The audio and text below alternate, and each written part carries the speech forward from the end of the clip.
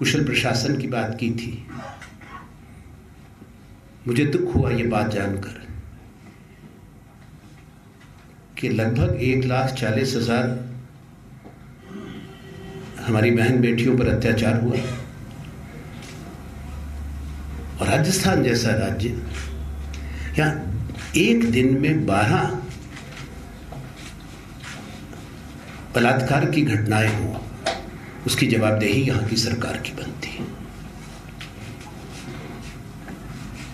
नौजवान को रोजगार के अवसर देने की बात की गई थी। राजस्थान में जो नेशनल एवरेज है उससे दुगना है बेरोजगारी। ये पंजीकृत है, रजिस्टर्ड। 13.7% बताया गया, लगभग 14% मान के चलिए। तो क्या कारण है? यहाँ निवेश आना था। 3,38,000 करोड़ के इन्होंने MOUs की घोषणा करी, 470। वसुंधरा जी और बीजेपी प्रधानमंत्री भी जब आए, बताएं कितने MOUs पूरे हुए? सुना 200 तो रद्द ही हो चुके। और अगर वो सच्ची था तो FDI जो पूरे हिंदुस्तान के अंदर आई उसका 0.5% केवल राजस्थान में क्यों आया? ये सवाल उठता। यहाँ भ्रष्टाचार व्यापक है। मेरे साथी इस पे कह चुके हैं, इस पे पत्रिका भी निकल चुकी है, मैं हर बात को नहीं दोहराऊंगा। पर जो मानक है और अच्छा शासन के देने की जगह एक ऐसा वातावरण बन गया, भय का, खौफ का वातावरण। समाज का एक वर्ग डर से जीता है और उसके साथ साथ जहां तक आम नागरिक है, मतदाता और नागरिक दोनों, उनको तकलीफ पहुंची है, तकलीफ बढ़ी है।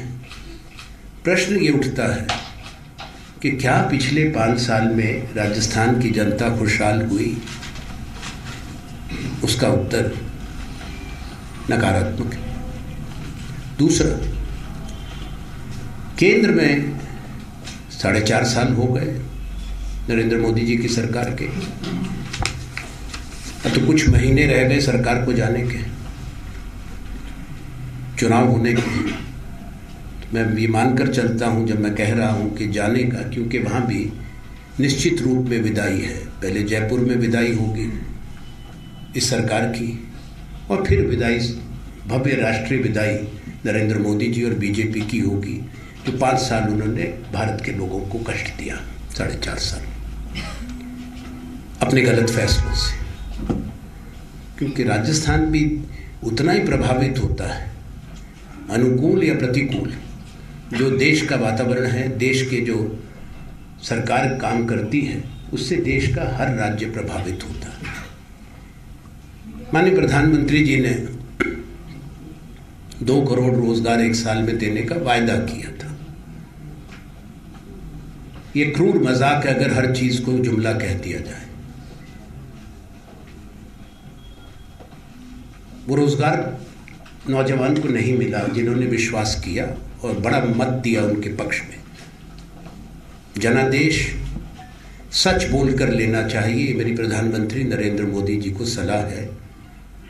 एक बार तो आप झूठे वायदे करके, सब्ज बाग दिखा के जनादेश प्राप्त कर सकते हैं, पर जब आपका चेहरे से पर्दा हट जाता है, उसके बाद वही जनता अधिकार रखती है आपसे सवाल करने का और हिसाब मांगने का। इनकी जवाबदेही और हिसाब देने का समय आ चुका है। देश में रोजगार टूटा है, निवेश टूटा है, नए उद्योग नहीं लगे हैं, और जो उद्योग लगे हुए थे उनकी भी 1/3 कैपेसिटी आइडल पड़ी है, खाली पड़ी है। उसके माने सीधे हैं कि रोजगार टूट रहा है। 2 गलत फैसले प्रधानमंत्री जी ने किए, सीधा दोष उन पर है। और बीजेपी की सरकार पर। एक नोटबंदी का 8 नवंबर 2016 का फैसला।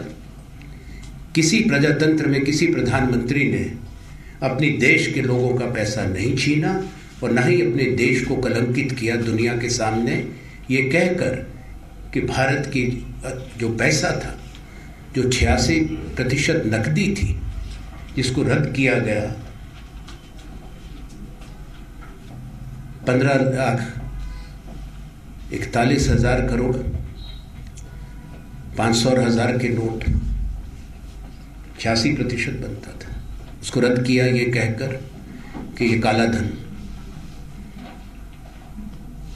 चोरबाजारी, भ्रष्टाचार का पैसा है। दूसरा, ये पैसा आतंकवादियों के पास जाता है और नकली नोट भी है, काउंटरफिट करेंसी। याद है, पूरे देश ने सुना कि प्रधानमंत्री ने जो 4 कारण दिए, चारों गलत साबित हुए। हमने तब भी कहा था कि जनता का पैसा है, चाहे वो हमारा किसान है, मजदूर है, मेहनतकश लोग है, छोटा व्यापारी है, गृहिणी है,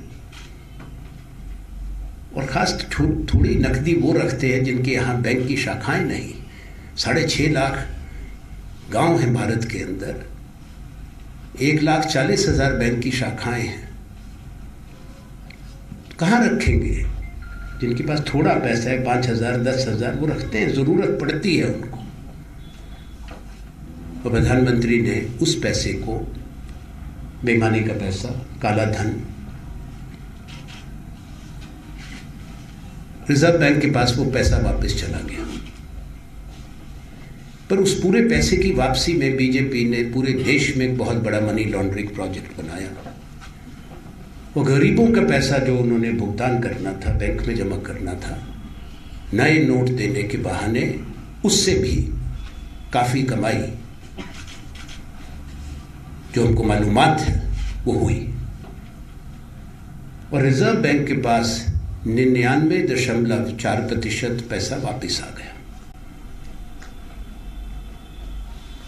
15,41,000 में से 15,31,000 पैसा वापस आ गया, करोड़ रुपया, और 10,478 करोड़ सिर्फ बाहर रहा केवल। और वो भी अगर भूटान, नेपाल में जहां भारत का रुपया चलता है उसको ले ले तो बहुत ही कम, शायद 0.01 ये होगा। तो ये काला धन था। आज भी प्रधानमंत्री अहंकार में डूबे, और जो पैसा वापस किया, रिजर्व बैंक की रिपोर्ट पढ़ लीजिए, उसमें काउंटरफिट करेंसी नगण्य थी, जो नकली नोट थे। आतंकवाद की बात है, आतंकवादियों के पास नए नोट पहुंच गए 10 दिन के अंदर।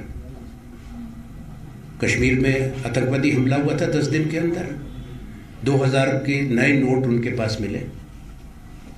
और नकली नोट की बात आती है, 27 नवंबर के आसपास बांग्लादेश बॉर्डर पर पहली खेप पकड़ी गई 40 करोड़ नकली नोट 2000 रुपए के, जो छप कर आए।